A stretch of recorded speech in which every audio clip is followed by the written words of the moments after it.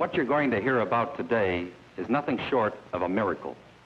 It's dramatically new, made possible only through years of research, inventions, and innovations.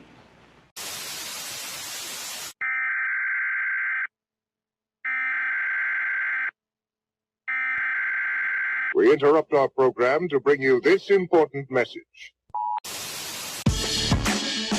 Welcome to Pack Unleashed. Today I am joined by my guests, Matt and John. Are we guests now? We are guests.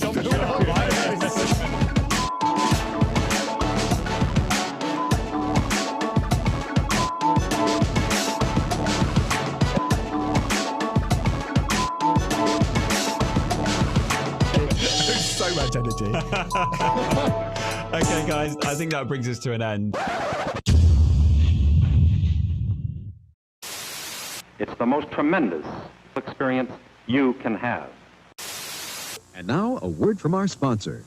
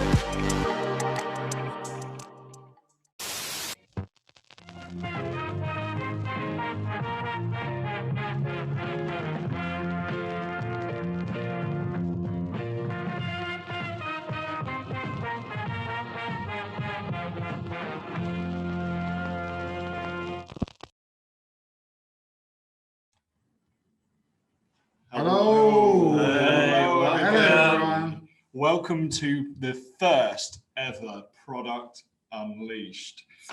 It's exciting. The Product Unleashed is a new meetup and community for product people, and we're really excited to have you here today, aren't we, guys?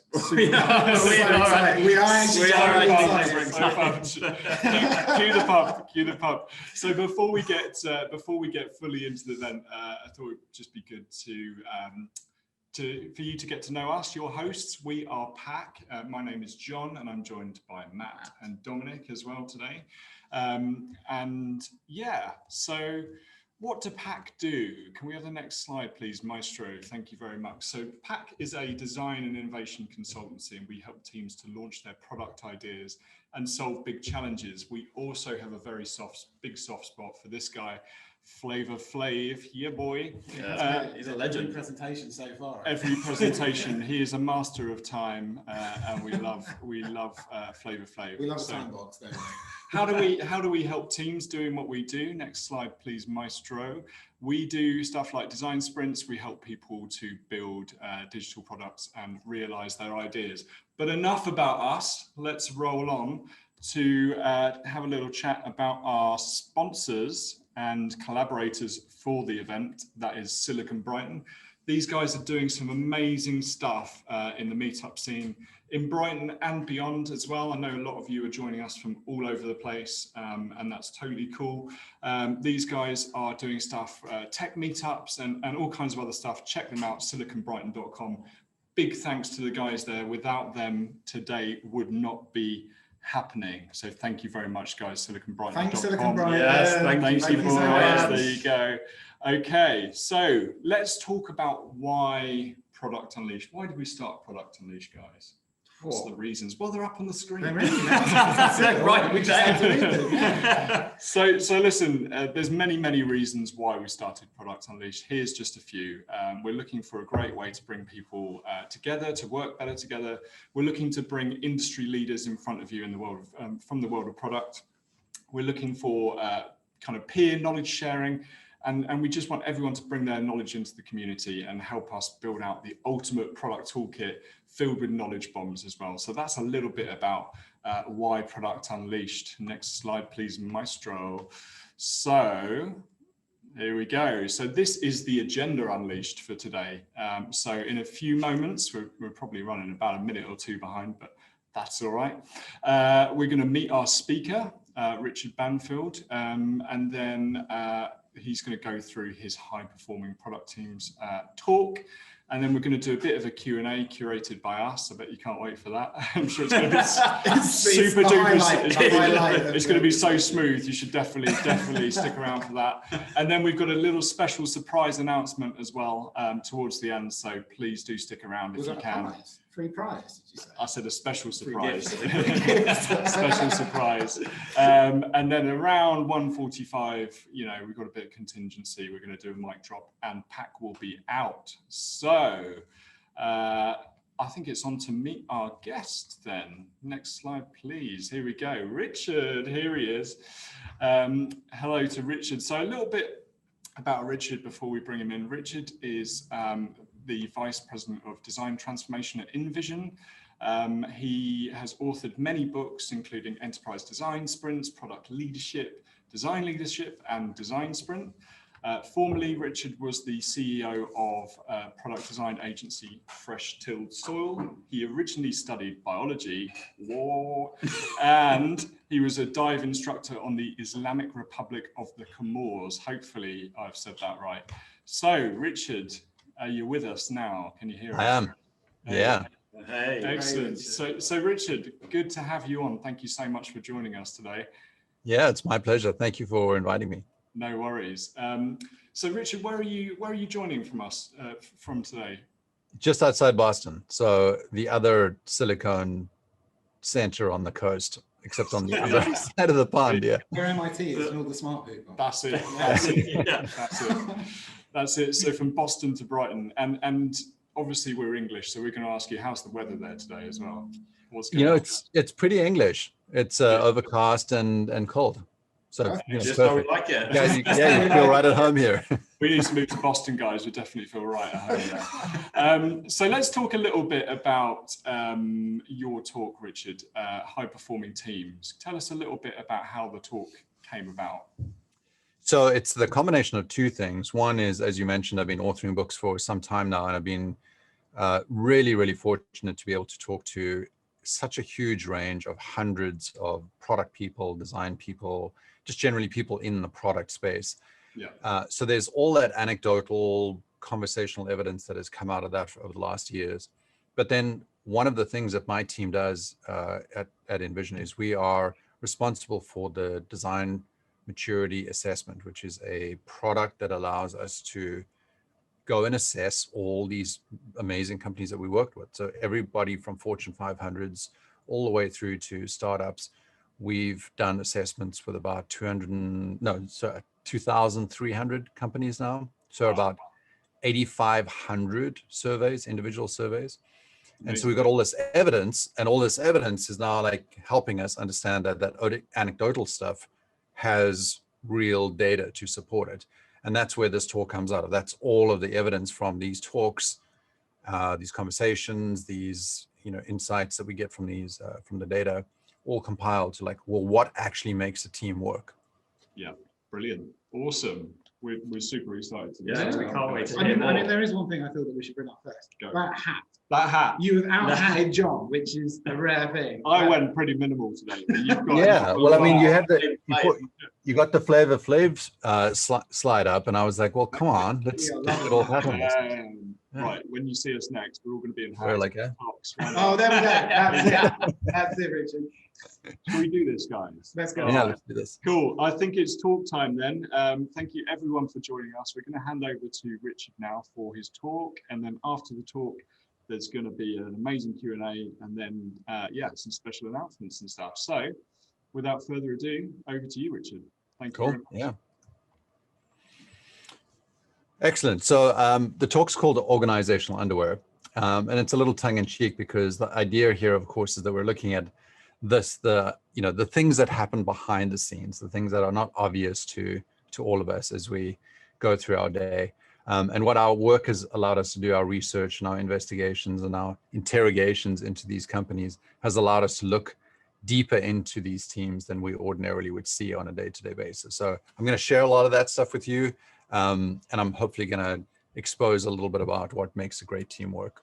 So the big idea behind this is that nothing gets done by the individual anymore. It doesn't really matter whether you're an individual contributor and that's your title.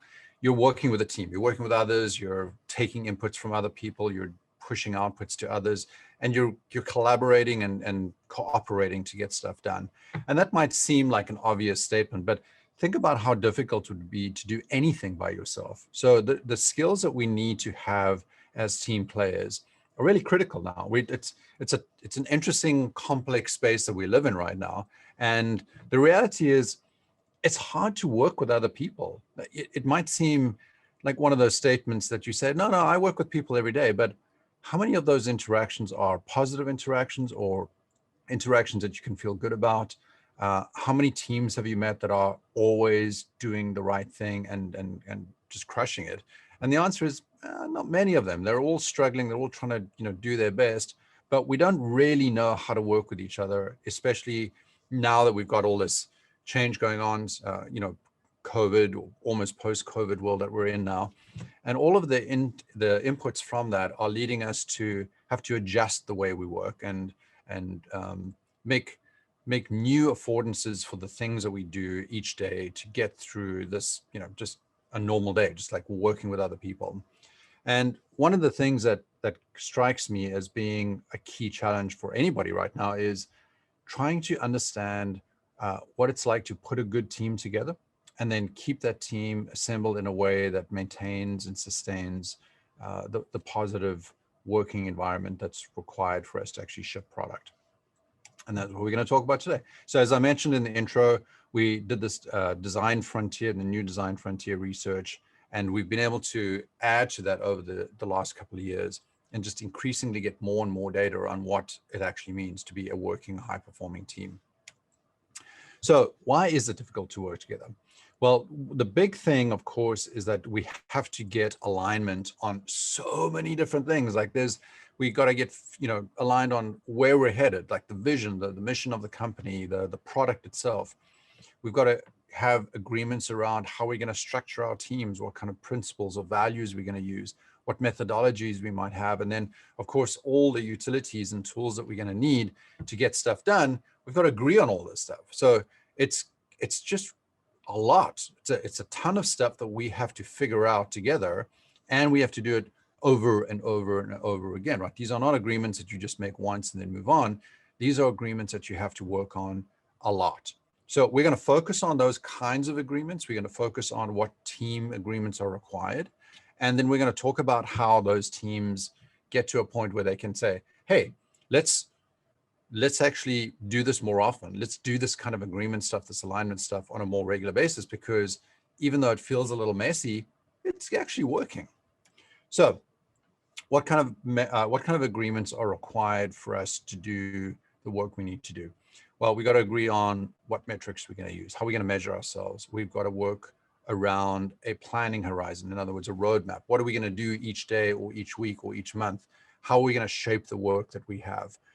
Experiments. Are we going to run them? Are we going to do design sprints? Are we not going to do them? How are we going to figure out what we need to know before we start the work? So what kind of research are we going to adopt either from the market or our own research to make our team smarter and, as Shane Parrish says, less stupid about the work we do? And then how are we going to interpret that research? What kind of insights are we going to gather from that? What are we going to focus on? And what trade-offs are we going to make about which of those insights to act on? And then ultimately, how do we communicate all of this to each other and to the stakeholders and to the customers and everybody else that we need to communicate with? So if you think that all of this stuff is easy, then just ask yourself how easy it is to get agreement when you live with somebody else on something as simple as this. And this might be a little tongue-in-cheek, but little agreements are the things that build an ultimately a successful, high-performing team. So if you can agree on something as simple as this and have a way for you to discuss that and communicate that in a constructive way, then you'll find that you actually are able to do the big things as well. So how you do the small things is ultimately how you do the big things as well. So let's start with a premise here. And this is something that comes up a lot in the research. And what we notice is these teams are really high performing because they trust each other. So there's this underlying foundation of trust. And that doesn't mean that they started there. Very often they started with a lot of mistrust or misunderstanding, but ultimately they get to a point where there's deep trust. And in order for these teams to work, that trust is a requirement. So I want to emphasize this. We'll come back to this a little bit later in the talk, but one of the things that you really need to be focused on is, are the activities, the agreements, the social contracts that you're working on directed towards building trust? And a simple way to think about this is as a flywheel.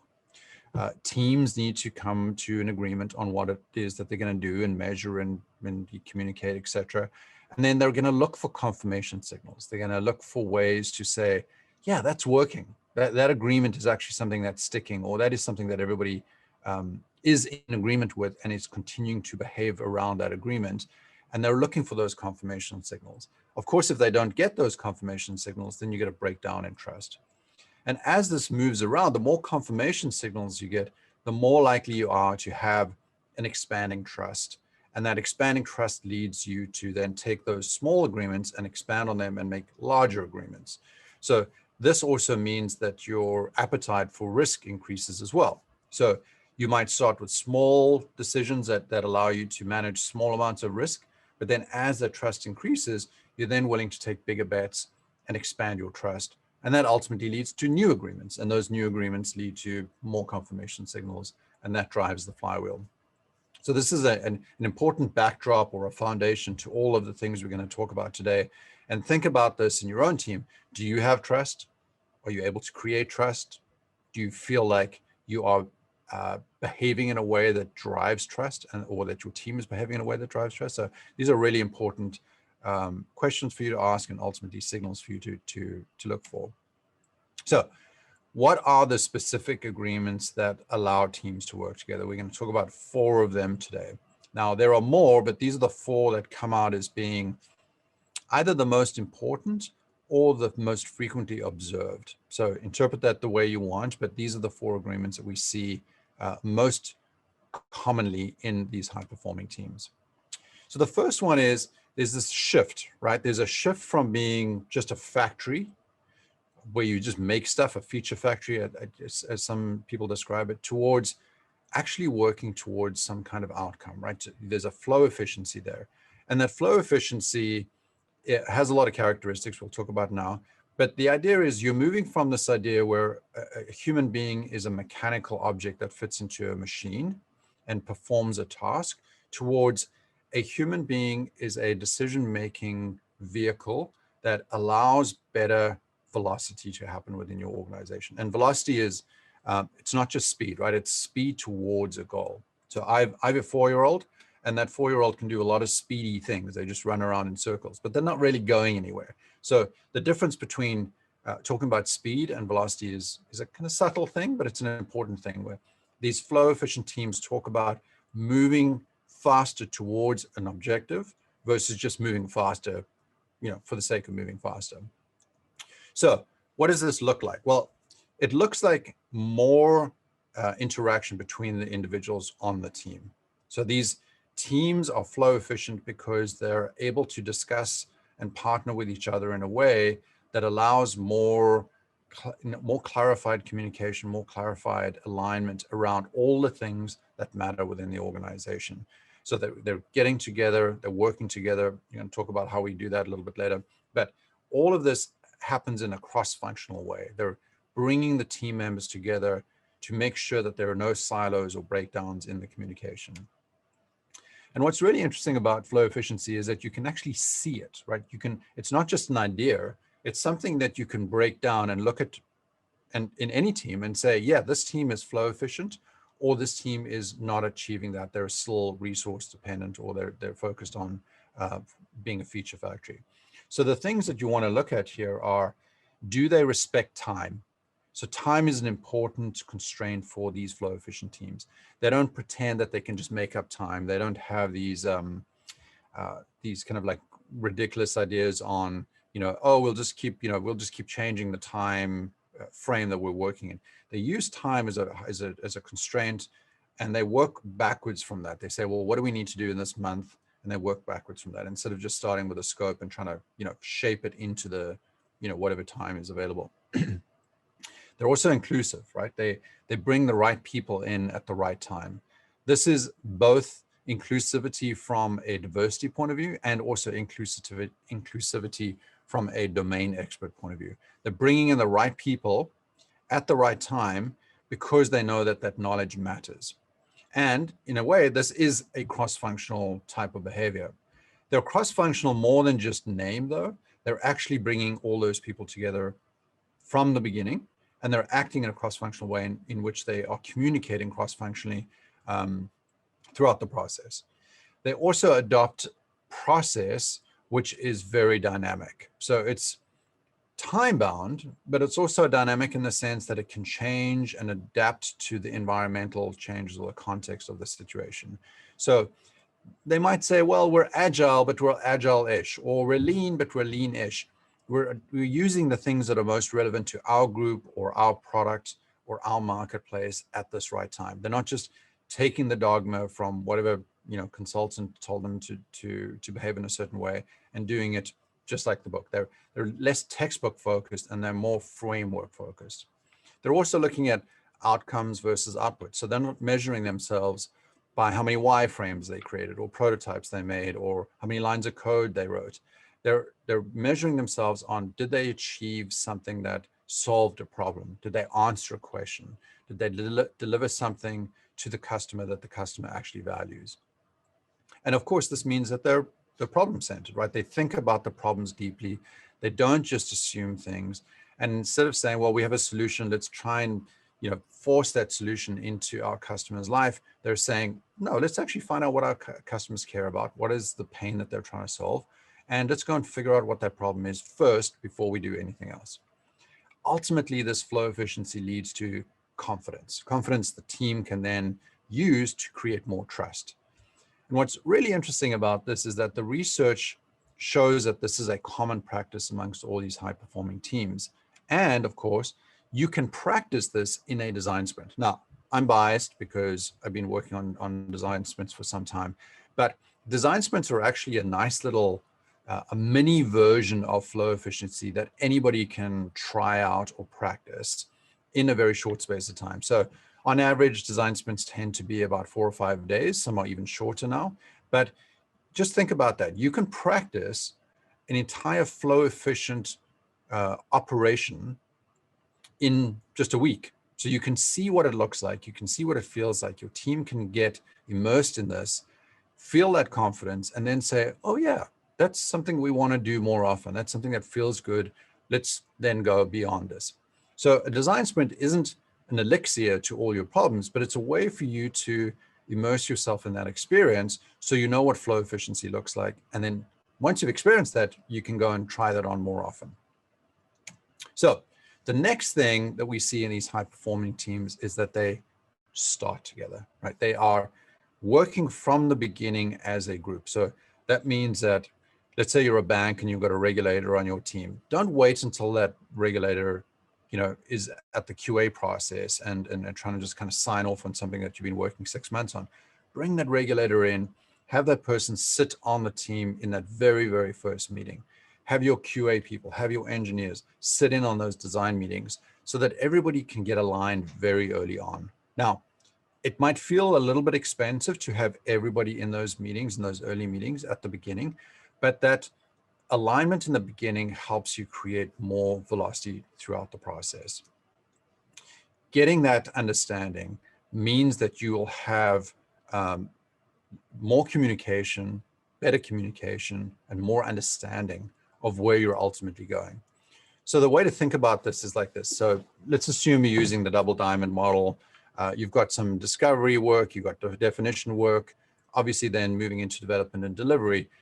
Often the model looks like this in a textbook, but in reality, it looks more like this, where you're spending less time in discovery and less time doing definition, kind of rushing into those designs, rushing into solving a problem. And then all the burden is on engineering and development to actually make those things right. And that means that engineers are stressed, right? So you're breaking down trust here. making them take on the burden of all the work that should have been done up front.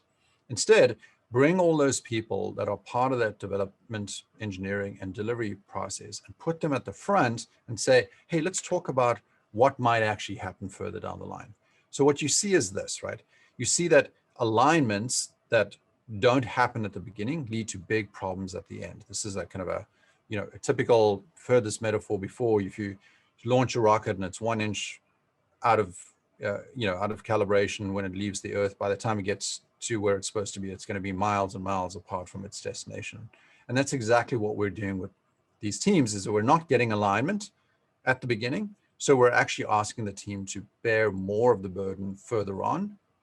And then that's breaking our time boxing. That's breaking our commitments that we've made and our social contracts that we've made to each other about when we're going to deliver.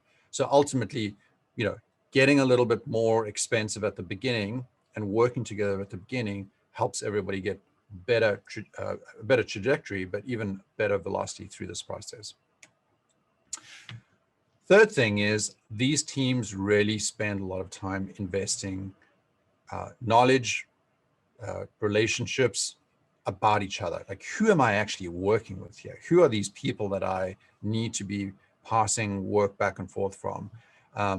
They're doing this with their customers, they're doing it with their teammates, they're doing it with their stakeholders. They're really getting to know them. They interview them. They ask them questions about, what drives them, what motivates them, what are their incentives, what are the things that they care about, what are their dreams? Like, I mean, you really get into it. These teams get to know each other really, really well. And I think we're losing a little bit of that. I think COVID hasn't made it any easier with all the remote work. But again, it feels expansive because we're spending a lot of time getting to know each other, and that's time we could be doing, writing code or pushing pixels. But honestly, it's time well spent, because getting to know each other really helps us then get aligned, right? And we also start to have a language through which we can communicate. So if I'm not spending time with engineers, then really I don't know what they're talking about when they're describing things or using terminology that I need to understand, and vice versa. So designers need to speak to engineers and developers and QA people, so that we're actually not just speaking the same jargon, but actually speaking the same language in terms of, like, what are we trying to do with each other here? What are we actually making? What are the outcomes that we're seeking? So this is kind of an important point to pause on and just take a moment. We're not talking about making sure that everybody has consensus, right? We're not saying, oh, everybody has to agree on every little detail. What we're saying is, spend time collaborating and cooperating, because that will ultimately lead to better decisions. Now, not everybody is going to agree on every single thing that we do. That's okay. We're not looking for some kind of, purely consensus-driven approach. What we're looking for is the opportunity for people to share their ideas, to have a voice, for those, introverts amongst us, for us to be able to share what we think, so that then all of us can understand why that's important, why it's important to that individual or that domain or that area of the work, and that we can get better alignment on that. Okay, finally, decisions. All of this really leads to better decision making, right? If you're trusting each other, you're more likely to make better decisions. If you are aligned, you're going to make better decisions. If you understand each other and you understand each other's work, you're going to make better decisions. But it's really not enough until you've got a way of framing those decisions. And there are lots of different ways to do this. My favorite way to do this right now is what's called the decision stack. I borrowed this from Martin Erickson, who is my co-author on product leadership. And the idea here is to give more structure to the decision making, so that when leaders aren't present, or just leads on a project aren't present, that everybody else is still empowered to make the decisions that they need to make every single day. So think about it like this. A decision stack is really, are we aligned on every single part of the work that we've got ahead here? Do we have a clear vision? Do we know what it is? I did a talk at a conference a few years ago, and there were about 1,200 people in the audience, and I offered money for somebody to stand up and repeat out loud the company vision and the values, and only one person stood up. And I think that's kind of not unusual. I think that a lot of us really don't know what the company vision is or the company strategy. We don't really know what the OKRs and goals are. And of course, We need to get aligned around our specific team's work and our specific scope, and then what underlines that, which is the principles and values of our work. So this is a decision stack. I'm going to show you an example of how this actually works in real life. So think about that decision stack in terms of, that pyramid of things that you need to understand and get alignment on. I'm going to use this example, which we use here at InVision for the way that we drive our decisions here. And we have to start with a mission, and we ask ourselves, hey, we're about to do this thing. It might be a feature, it might be a brand new product, it might be something small, but we say, well, what is the mission? Are we aligned with the mission? If the answer is yes, no problem, then we can move on. If it's no, then don't do it, right? Like if it's not aligned with the mission, then we're probably wasting our time and we're probably going to get shut down at some point anyway. So then once we've aligned with the mission, we can move on to the strategy. It's obvious now how this works, right? You see that as you go through each part of that decision stack, you're really just asking yourself, are we aligned? Are we actually clear about this thing? And if we don't know what that thing is, maybe we don't know what the mission is, we need to go and investigate. We don't know what the OKRs or the KPIs are. Go and investigate those things. Each point allows you, whether you're an individual or a team, to be able to figure out, are you aligned? If you're aligned, then it's easier to make a decision. So basically what you're saying is, great, if you've got alignment on everything, then you can take action on that particular decision. If you're not aligned on those things, then don't do it. You're wasting everybody's time because it's going to get shut down anyway.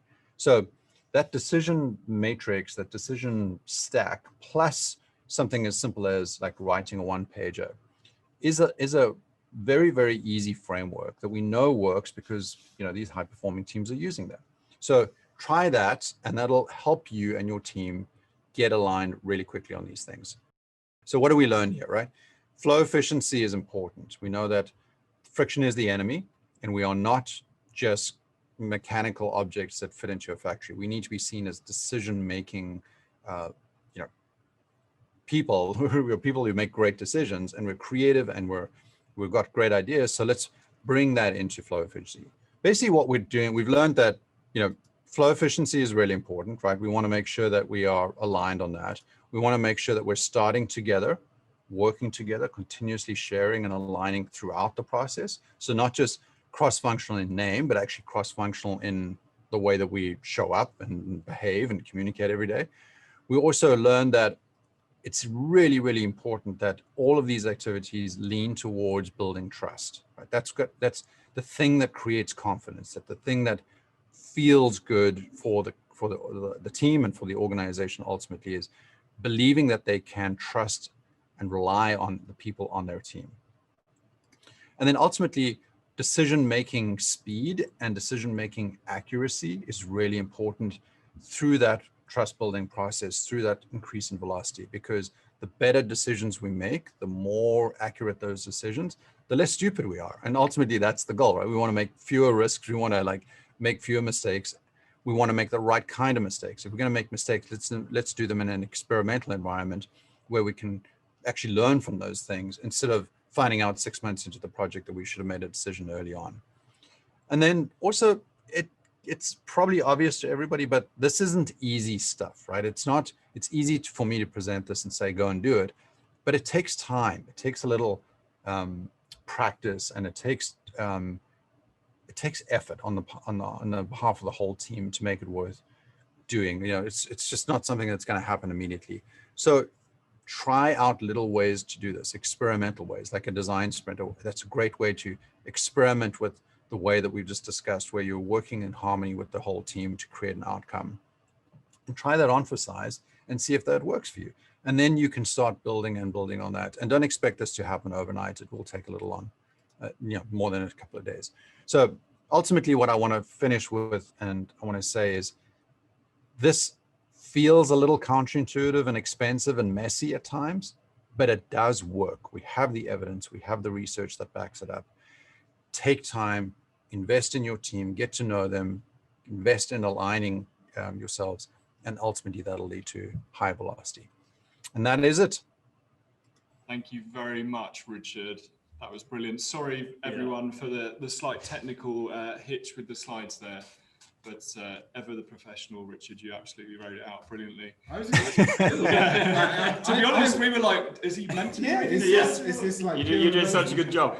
That's it. So guys, what time is it? What Oh, I don't time know. is it? It's time for the Q&A, John. It's time for the It Q&A. is time for the Q&A. Cool. Okay, so we have a few questions in the Q&A. Okay, so Craig Laws asks, when is the right time in an organization to bring in a specific role, e.g. a head of product, and who is ultimately responsible for ensuring teams in an organization are working in this way? Oh, wow, that's a really good question. And there's obviously no like generic answer for this. I think, Craig, one thing you would probably want to do is understand very clearly what stage the company is in. And I'd say even before that, you want to ask yourself, is this product the company? So if you're really early stage, product and the company are somewhat indistinguishable, right? So you're just figuring out who you are, what the company is. As companies increase in size, they may have multiple products. And if they've got multiple products, then you've got this portfolio of things that you need to consider. So depending on the size of the organization, you're going to have to think about, do we actually need this person right now? What I do notice is that teams that hire too quickly, in other words, they're hiring senior people from other big companies. So let's say you're a small company and you go, hey, feels like we need a product lead. And they go and hire some like VP of product from some company that's been doing it for years and years and years. That might not be the ideal way to do it, depending on what kind of company you are. If you're venture funded and you're high growth and you can afford to make those kinds of hiring choices, then that's great. But for the most part, you really need to think about, do we need this right now? Is this valuable for our team right now? Is this person going to drive velocity? Are we going to have increased trust and alignment because of this new role? Or, are we just hiring this because we think we should have this? So I think really it's back down to like, does this help us get the trust, agreement, alignment, all those things that we need, versus do we need to just put a bum in a seat? And that would be more of a kind of a feature factory type decision, which is like, oh, we just need a whole bunch of bums in seats doing this kind of work, and somehow magically, good things will happen. There was a second part to the question, John. It was something to do with like. So in an organization where there are multiple product teams, whose responsibility is it to ensure teams are operating as a high performance team? I think it's everybody's responsibility. Obviously, the leader has the majority of the day-to-day responsibility in terms of like how those frameworks are implemented, or how frequently those communications happen. But the inclusivity part that I mentioned earlier shows that these teams are being supported from all sides, right? So they're empowering everybody on the team to have a voice. They're empowering everybody on the team to have authority. So I think it's really, again, it's a little bit stage dependent, but it's everybody's responsibility. We see that these high performing teams are high performing teams across the entire team. It's not just one individual that's dragging everybody up. Ultimately, the weakest link is the person who's maybe the least mature or the least high performing in that team. And so it's everybody's responsibility to help that person raise their game and understand, how they can contribute to that team. Hey, right, we've got one from Katie, actually, Katie Marcus, and it's, how do you manage resistance from engineers and others to starting together? I often find complaints of distraction from current work and too many meetings with the Dr. Evil fingers when I try and involve engineers in that next, what's next in an early stage? Yeah, so the best conversation you can have on the engineer is this: hey, I'd like to spend some time and get aligned on this thing now, or we can deal with this later when like you're deep into it and they're like, there's no time left, and there's, then it's going to get really expensive. So, take that diagram that I showed of like getting alignment early on and showing what misalignment looks like, in the long run, and explain to them, we can either do it now and get aligned and save time, or we can not get aligned now and find out later that we've had, misalignments and problems and issues, and we're going to have to deal with those and do a lot of rework. So if we want to avoid rework, let's invest up front and do that. And like I said, this is not a familiar type of conversation for a lot of teams, and this is going to be new to them, and they're going to have to practice this. But don't give up. Just keep asking and keep asking. Be the squeaky wheel until eventually those people see the value of what you're doing. It's not like, it's funny, I hear this from designers a lot. They're almost adversarial in the conversation. They're defensive in the sense that they're like worried that the engineers are going to hate them for this. But if you really talk about helping them save time and being more efficient, they're going to get on board anyway, because that's what they want for you as well. They want to be a more efficient team. They want to be saving their own time. So ultimately it's about, sharing that alignment. Like, do we both want to save time? Great, let's do that. Let's invest in this early on then. Cool. Okay, we've got a couple of others. One from Lisa Logan. So what techniques do you use to make sure everyone's voice is heard in those early planning sessions, especially those who are more introverted? So this is actually where design sprints can be really helpful, is that the first day that you spend together is where you actually write the rules for engagement. So the entire team writes the rules for engagement. You spend some time saying, how are we going to work together? How are we going to make sure that this is inclusive? How are we going to have every single voice heard? And by writing those together, you're starting with a social contract that those voices are important, you care about them, and that they will be heard. The second part of that is facilitation. So if you're hiring a facilitator, the facilitator will know, if they're professional, they'll know how to do this, and they'll make sure that those voices get heard.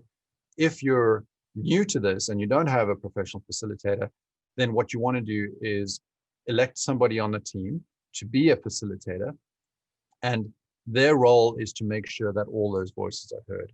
So it's okay for the facilitator then to say, hey, we've heard a lot from John. He never stops talking. Let's hear from Matt, right? Or Dom never says a word. Let's hear from him. And and that way you're using that as You've been spying on us, Richard. You've worked with us, obviously. You're using that as a way to both get the social contract, that this is going to happen, and then you're reinforcing it with that facilitation. And then, Lisa, over time, this will become a normal way for the teams to communicate. They'll actually start noticing that somebody hasn't spoken up or that somebody hasn't been included, and they'll start to encourage those people to speak up. Now, I will say that in my experience, it's a little bit of there's like some, we have a general societal issue around diversity and gender inclusion and things like that. And that's part of this, is that it's very important for us white guys to be allies and make sure that everybody else is being included. So make sure that when you're assembling those teams, that there's diversity in that team. Make sure that those voices are getting heard. Just because it's common for the white guy to have a voice doesn't mean it's okay. And we have to stand up as allies for that and make sure that we're including all of the voices, regardless of what what are the backgrounds, what are the perspectives, what are the objectives of those people. We have to hear those voices. Again, feels a little messy, feels like it might waste a little bit of time up front, but it's super, super, super important, and it creates the kind of trust that that team ultimately benefits from. Brilliant. Great, that's great an answer. Yeah, it was a great answer. We've got another one here from Susie Twigg. What is the impact on high-performing teams when a team member leaves? And what methods can be used to manage the potential negative impact on the team during the middle of a project? Wow, really good question. So Susie, I actually just experienced this a few months ago. We've got obviously an amazing team. My design transformation team is amazing. And one of our team members left recently to go and join another company. And it's heartbreaking, right? You've all invested so much time in each other, getting to know each other. And when that person leaves, that definitely leaves a gap. And I think the first thing to communicate is just how much that person means to everybody and how much they're going to be missed and how much you can support them in their transition, because you have to be empathetic enough to know that when that person's leaving that team, they're probably leaving, something that they're super comfortable with and they're like enjoying. And so compassionate, empathetic understanding of where they're going and how you can help them as well towards their goals. But then also just coming together and having that conversation, saying, oh, how is this going to impact us? How are we going to do the work that that person did? How are we going to fill that gap? Do we need to fill that gap? Is that a role that we want to maybe sunset that role and create a new opportunity as this group or team or company is growing? So I see all of these changes as opportunities for improvements, opportunities to learn, opportunities to help those fellow team members go on to doing something better, and not necessarily as a failure. Anytime a team is changing, it's an opportunity for growth. It's a time for learning. So we spend time thinking, what did we learn from this person? What did we gain from having them on our team? What does that allow us to do in terms of looking forward, and how are we going to then adjust and frame the work going forward without that person? Maybe, like I said, a replacement or not a replacement. Maybe decide that we don't need that person anymore, that we've now outgrown that work, and now we need to grow into different kinds of work as well. Cool. Thank you for that one. We've got another question from Simon Emery, and that's: for a team to generate the trust requires, For a team to generate trust requires being able to have difficult conversations. What are the different techniques you've used to facilitate this? This is a good one. Yeah. I mean, this is my life, right? Yeah, mine too. Yeah.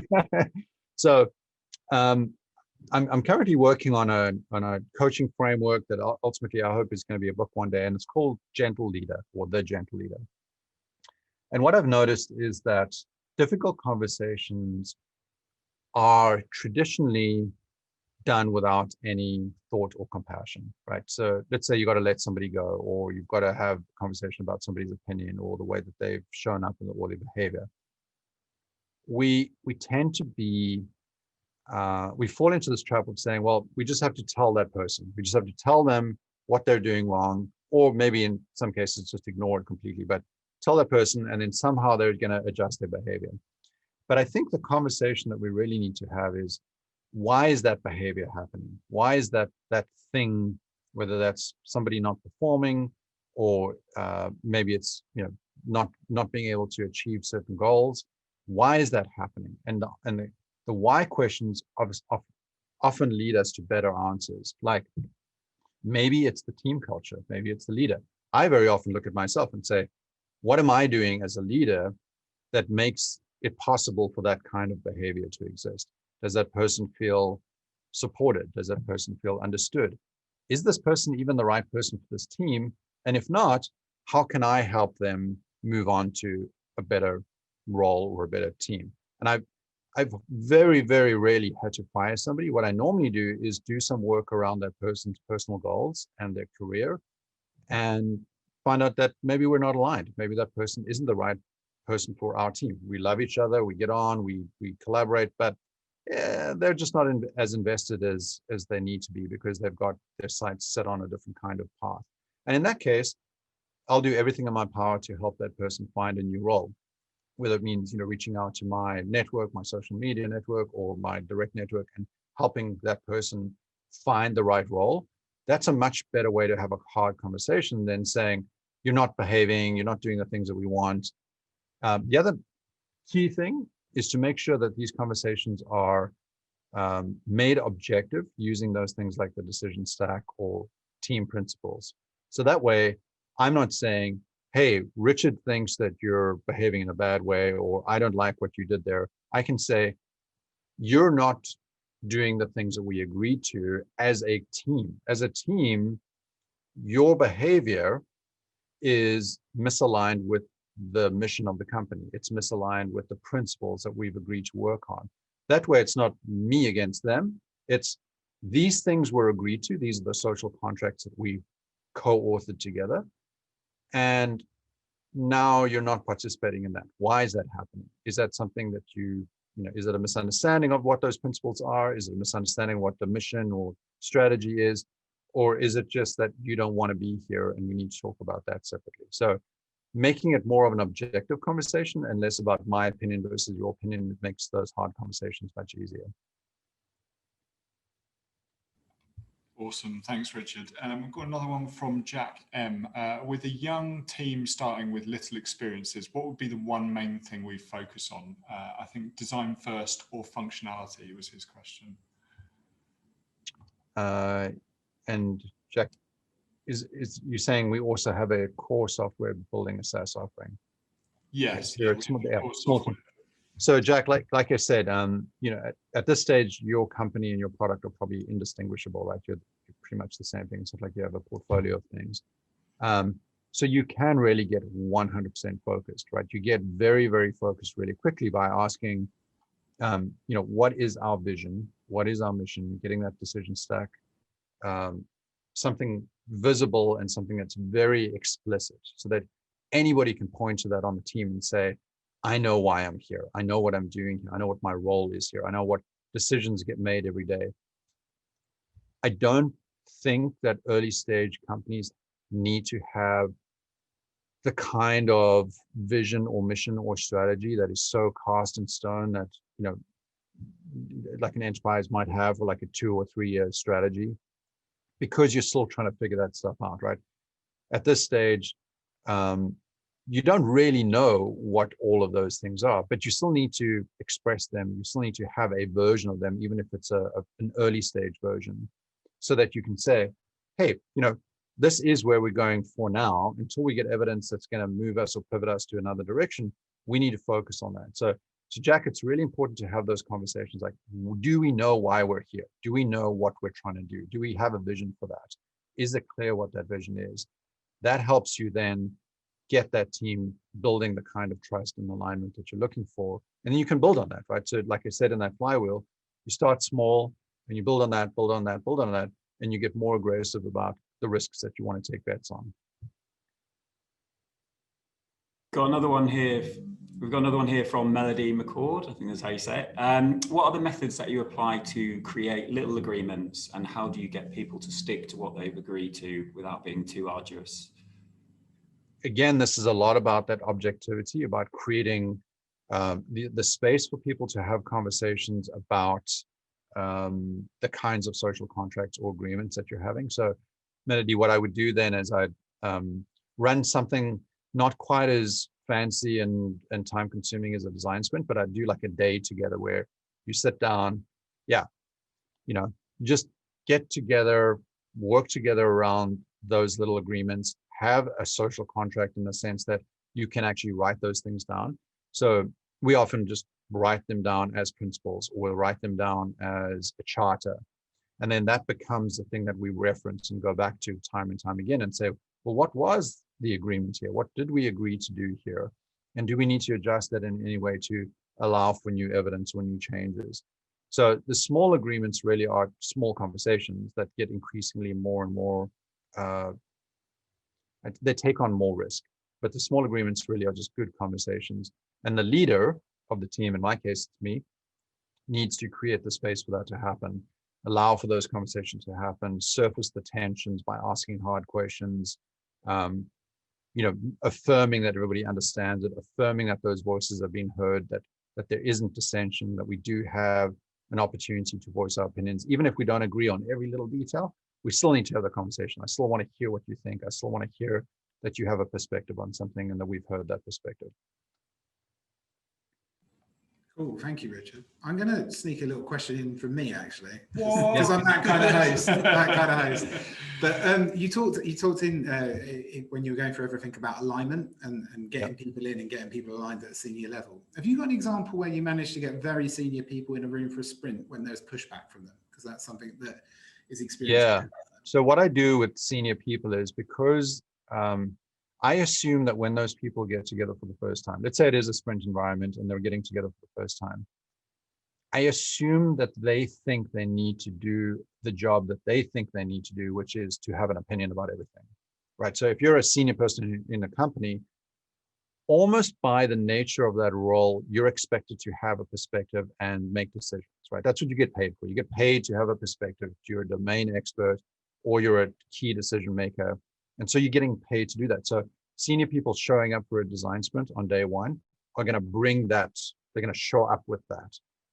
What I do is I interview all those people before the design sprint. So the pre-work, which is, I think, as you guys will know, the most important thing you can do for a design sprint is, what do you do leading up to that design sprint? And the pre-work for me is go and interview each of those people one-on-one, let them speak their opinions and express their point of views so that I can understand what they're walking into. And also they have an opportunity to have expressed that before they walk into the room. So then they may not feel like it's necessary to share that. So I'll start the session by saying, thank you, all of you. I've had an opportunity to meet with you. I've heard all of your concerns. I've heard your intentions. I've heard what your boundaries are. Those might be their OKRs and things like that. And I've also heard what you would like to get out of this design sprint. And so I've already heard from a lot of you. And what we want to do today is get alignment around what those things are. And that frames that as saying, I've heard you. I care about you. I understand what you've said. Now's our opportunity not to be defensive about those points of view, but rather find alignment around those things. So that pre-work is critical. And you can do this in any environment. You don't have to just do it with senior people. You can do it with any kind of influences in your organization. You might have a very, very tough to crack engineer or designer who's got a strong opinion on something. Go and interview them before the session. Get their opinions on all those issues before you start the session, so that it's not hijacked by, a bomb that they throw into the room, at the start of the design sprint or whatever kind of deep dive you're doing. Cool, that was a really good answer. It's always a tough one to do. It happens frequently. Did that satisfy you? I really enjoyed that. And if you do, and by the way, if you do design sprints with like senior executives of big companies, I've done sessions where we've had C-level executives from like billion-dollar companies. Mm-hmm. Interviewing them beforehand is the only way you're gonna get through that day. Trust me, there's no other way around that. Butter them up. Cool. I think we've got time for one more question. So we've got a question from Martin Wilson. If you have multiple products in your organization, would you recommend sales and marketing for each product is embedded within the product team, or having one functional sales and marketing team for the company that services all products, or a hybrid? Again, Martin, I think it depends on the size of the company, but ideally, you would have, depending on, let's assume that for a minute that your products all have different customers.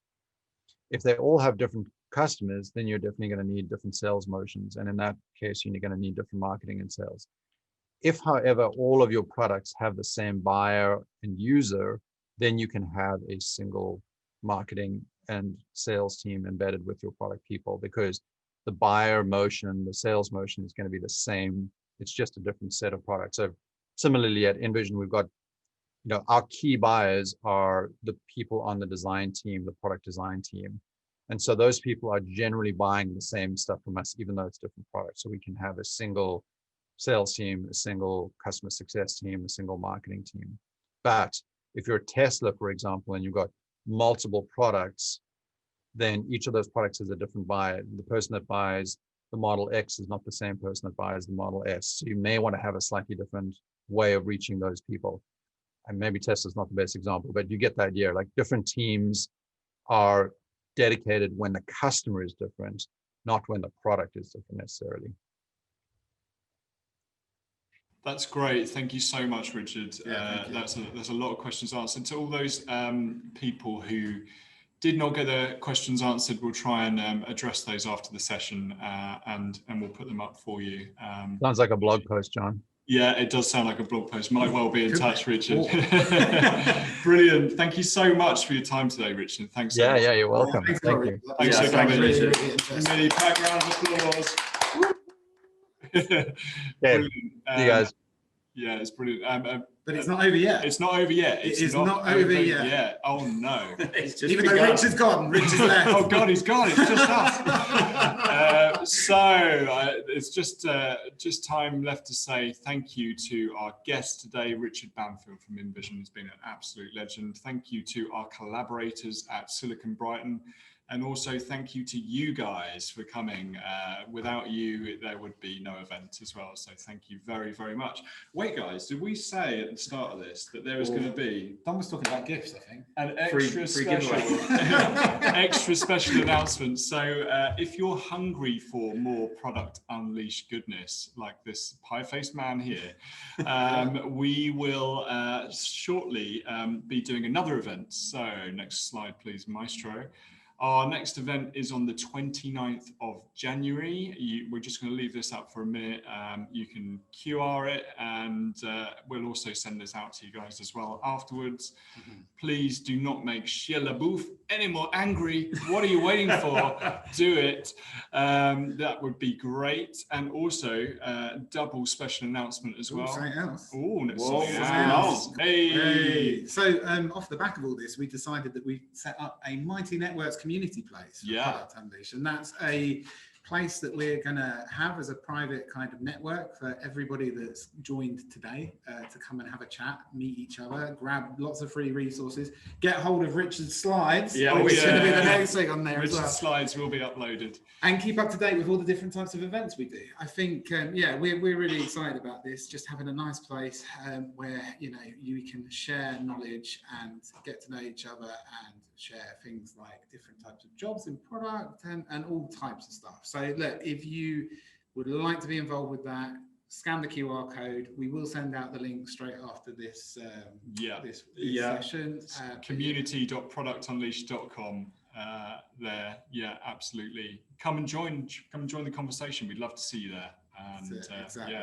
Brilliant, guys. Until next time.